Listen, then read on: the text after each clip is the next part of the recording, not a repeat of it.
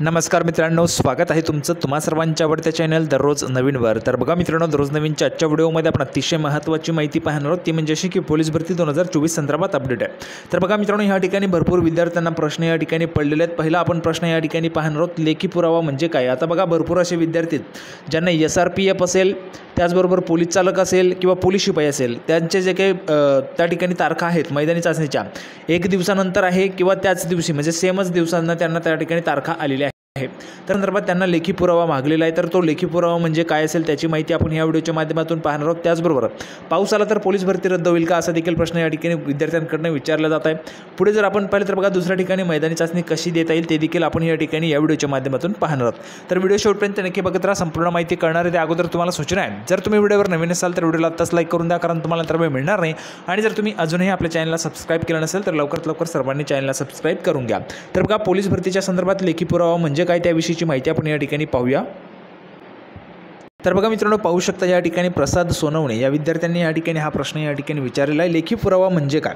आता बघा, ज्या विद्यार्थ्यांना एक दिवसानंतर त्या ठिकाणी दुसऱ्या पदाची त्या ठिकाणी मैदानी चाचणी आलेली आहे, फॉर एक्झाम्पल पोलीस शिपाई आज आणि उद्या लगेच SRPF किंवा पोलीस चालक, तर त्यासाठी लेखी पुरावा मागितलेला आहे किंवा 4 दिवसांनंतर तुम्हाला त्या ठिकाणी तारीख देण्यात येणार आहे, किंवा जर तुमच्याजवळ लेखी पुरावा असेल तर तुम्हाला मैदानी चाचणी देता येईल, अशा पद्धतीची माहिती आपल्याला पाहायला मिळते।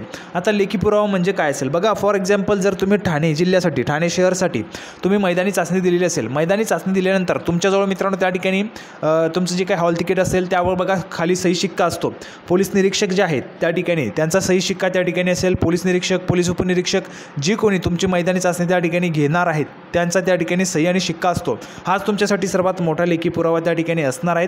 तो जरी तुम्ही त्या ठिकाणी लेखी पुरावा म्हणून दाखवला तरी देखील तुम्हाला मैदानी चाचणी देता येणार आहे। लेखी पुरावा स्पेशली तुमच्यासाठी काही लिहून जो आहे तो त्या ठिकाणी दिला जाणार नाही, पण ज्यावेळेस तुम्ही मैदानी चाचणी द्याल तर त्यावेळेस सही शिक्का त्या ठिकाणी तुम्हाला दिला जातो तुमच्या हॉल तिकीटवर, तर तो देखील तुम्ही त्या ठिकाणी दाखवला तरी देखील तुमचा लेखी पुरावा म्हणून त्या ठिकाणी तो ग्राह्य धरला जाऊ शकतो। आता बघा, पुढचा प्रश्न या ठिकाणी, पाऊस आला तर पोलीस भरती रद्द होईल का।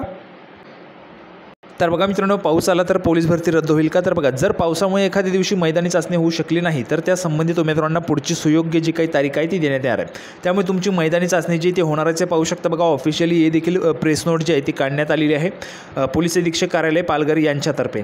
तर त्यामुळे मित्रांनो, पाऊस जरी आला तरी देखील तुमची पोलीस भरती या ठिकाणी होणारच आहे। पुढची जी काही तारीख असेल, सुयोग्य तारीख, ती तुम्हाला त्या ठिकाणी देण्यात येणार आहे।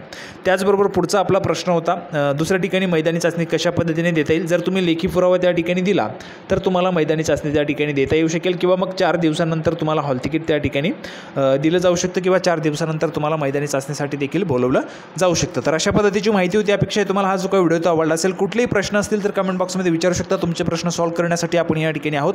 अपेक्षा आहे तुम्हाला व्हिडिओ आवडला असेल, व्हिडिओ आवडला तर लाईक करा, जास्तीत जास्त शेअर करा। आपण पुन्हा एकदा भेटूया पुढच्या व्हिडिओमध्ये अशाच पद्धतीचे नवीन अपडेट घेऊन। तोपर्यंत धन्यवाद।